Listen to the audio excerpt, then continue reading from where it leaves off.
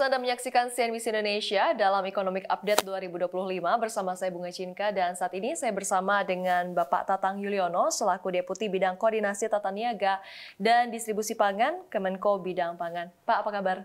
Baik. Baik ya Pak ya? Masih tetap semangat ya Pak ya? Alhamdulillah. Alhamdulillah. Oke. Semangat terus. Semangat terus. Pak, saya akan ke pertanyaan yang pertama. Lagi hot issue nih Pak. Soal program koperasi desa ya, begitu ya Pak ya? Merah Putih ini kan muncul lewat Impres nomor 9 tahun 2025.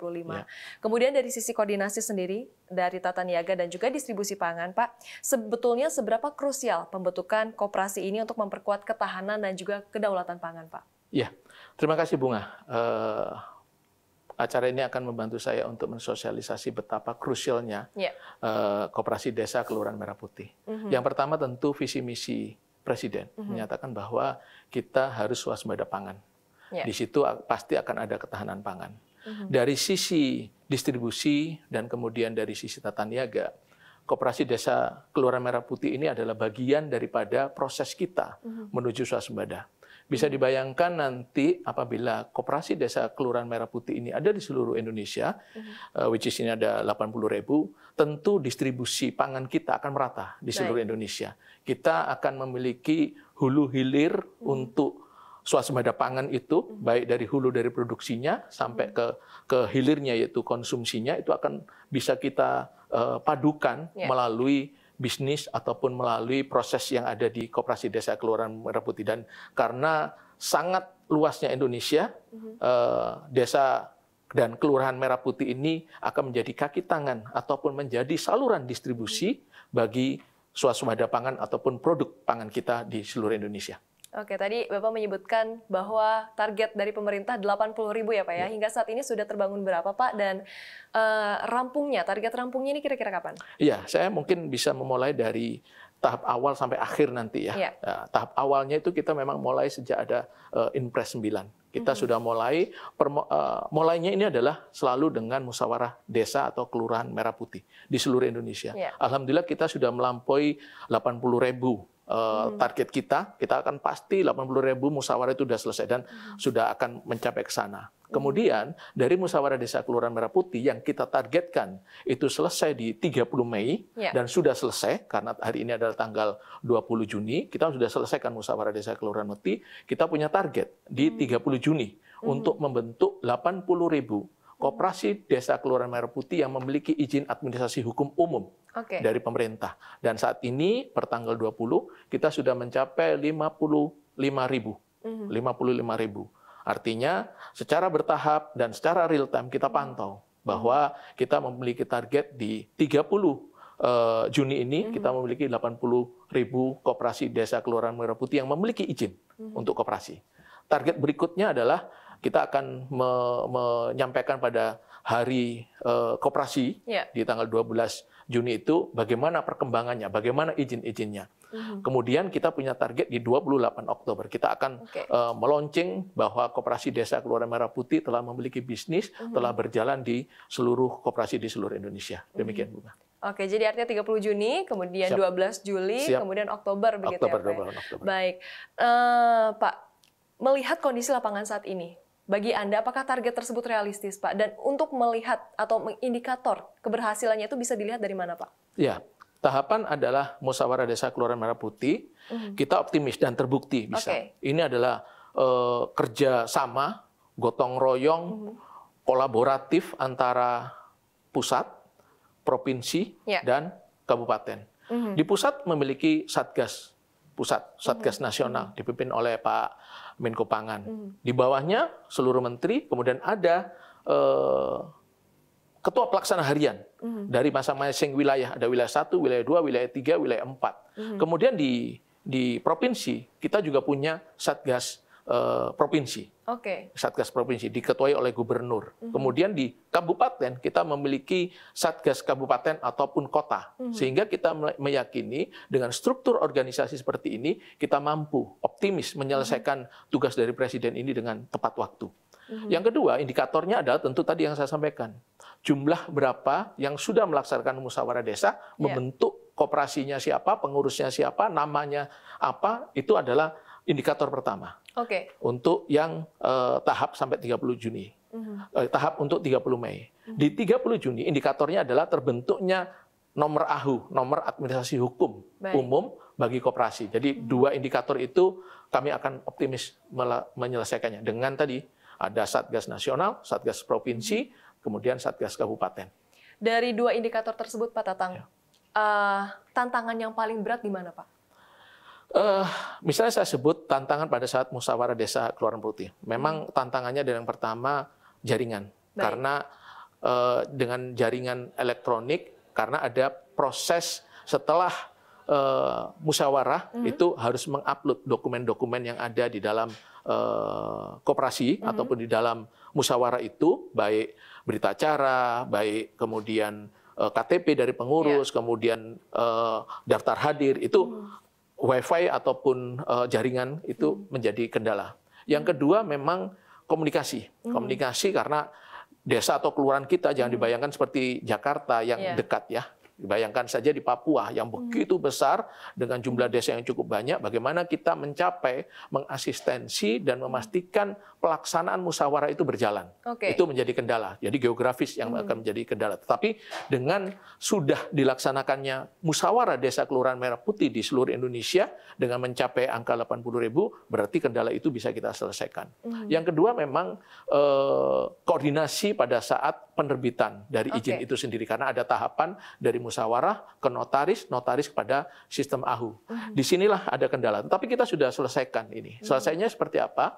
Di setiap kecamatan kita minta ada namanya posko, di mana disitulah titik temu daripada notaris-notaris yang ada di kabupaten, kumpul di posko di kecamatan, kemudian desa-desa yang akan melakukan perizinan ke sistem AHU tersebut ketemu di posko tersebut. Sehingga dengan dua strategi mengatasi kendala itu, kami masih optimis terbentuknya 80.000 koperasi desa Kelurahan Merah Putih di tanggal 30 Juni ataupun diresmikan nanti di tanggal 12 Juli, kita optimis, Bunga. Baik, nah ini kan untuk mengatasi kendala-kendala tersebut perlu adanya koordinasi lintas kementerian, lintas lembaga. Berarti hingga saat ini koordinasinya cukup lancar ya Pak Tatang ya? Iya, cukup lancar. Kelancaran koordinasi ini karena kita punya strategi. Strategi kita adalah setiap hari kita melakukan rakor tingkat wilayah, pelaksana harian. Hari Senin wilayah 1, jam 15 itu harus ada rakor. Mengumpulkan seluruh kabupaten, seluruh kecamatan, seluruh notaris untuk rakor di pukul 15 di hari Senin. Hari Selasa juga sama. Wilayah 2, jam 15 itu kita harus rapat. Semuanya dipimpin oleh Ketua Pelaksana Harian. Sampai di hari Kamis, yaitu di wilayah 4. Tidak kurang di situ, di hari Jumat, Pak Menko sebagai Ketua Satgas Nasional akan rapat dengan keseluruhan pelaksana harian untuk mereview bagaimana capaian hariannya, bagaimana capaian mingguannya, bagaimana capaian saat ini untuk musyawarahnya, untuk AHU-nya, kendalanya apa. Begitu ada kendala, langsung diselesaikan. Karena salah satu tugas Satgas adalah debottlenecking.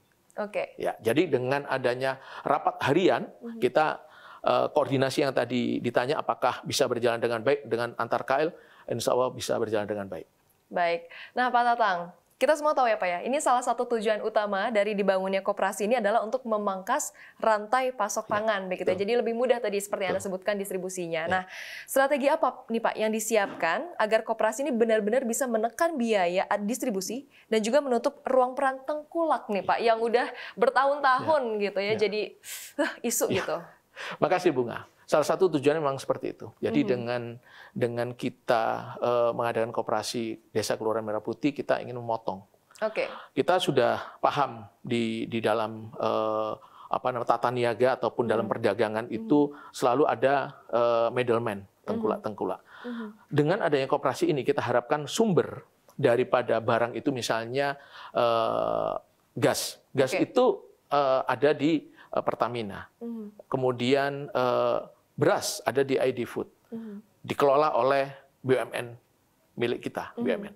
Sehingga untuk mengatasi tengkulak ataupun rantai pasok yang panjang, kita akan menerapkan strategi dari sumbernya dari BUMN yang menguasai barang-barang konsumsi ataupun barang-barang pangan yang memang dikelola oleh pemerintah, kita langsung tapping, kita langsung masukkan ke koperasi dengan perjanjian-perjanjian tentu secara bisnis to bisnis gitu. Koperasi menjadi pengecer, koperasi menjadi agen sembako, koperasi menjadi agen minyak, koperasi menjadi agen gas, dan itu sumber barangnya adalah dari BUMN yang memang kita wajibkan untuk mengelola barang-barang pangan kita. Dengan harapan langsung dari sumber kepada koperasi, tentu akan sangat efisien, akan sangat cepat barang itu nyampe dari produsen ke konsumen. Dengan harapan itu, tentu ruang ataupun bagi tengkulak akan semakin berkurang, makin sempit, karena memang kita wajibkan tidak ada middleman dalam proses pengadaan barang sembako, pangan, ataupun bisnis yang ada di koperasi itu. Harus langsung. Demikian. Oke, ini menarik sekali Pak programnya. Tapi sejauh ini temuan Anda di lapangan, Pak, seperti apa sih antusiasme atau penerimaan dari masyarakat? Ya, kami hampir semua ya. Jadi dari Satgas Nasional, saya sebagai Wakil Ketua Sekretariat Satgas Nasional, diwajibkan turun ke lapangan. Diwajibkan turun ke lapangan. Kemudian juga pelaksana harian. Pelaksana harian itu para wamen. Ada wamen pertanian, ada wamen Kementerian Dalam Negeri, ada wamen koperasi, ada wamen desa, ada wamen KKP, Kelautan dan Perikanan. Itu setiap minggu, setiap hari, itu akan turun ke lapangan. Akan turun lapangan. Sehingga dengan turun lapangan itu kami menemukan fakta. Tambahin lagi satu. Kami di kantor Menko Pangan itu seluruh eselon 2-nya turun ke lapangan. Masuk ke desa-desa, mengecek apa kendalanya, juga tentu mengukur antusiasme itu. Alhamdulillah sejauh ini kita turun ya, kita dapatin di seluruh Indonesia, kita datang ke semua desa, ke semua kelurahan, hampir sesuai dengan kemampuan kita, kita menemukan antusiasmenya. Saya turun sendiri di beberapa koperasi desa gitu ya. Saya menemukan antusiasme sangat tinggi sekali. Istilahnya kalau saya nangkep, mereka membentuk satu badan usaha, tiba-tiba barang itu datang. Dimodalin tanpa ada modal terlebih dahulu. Istilahnya ya udah terima barang jualin. Nah, tentu sebagai sebagai manusia ataupun sebagai orang yang memang membutuhkan pendapatan, membutuhkan suatu usaha, dengan adanya keberpihakan pemerintah melalui barang-barang yang dikelola oleh pemerintah masuk langsung ke koperasi, tentu itu opportunity yang sangat besar, dan saya menangkap antusiasme di seluruh Indonesia, saya bisa klaim di seluruh Indonesia itu sangat tinggi sekali. Kalaupun ada yang tidak antusiasme, kita akan bina, kita akan berikan asistensi, kita akan berikan pendampingan bahwa Koperasi Desa Keluaran Merah Putih tujuan adalah untuk mensejahterakan masyarakat, which is itu adalah anggota daripada koperasi. Demikian.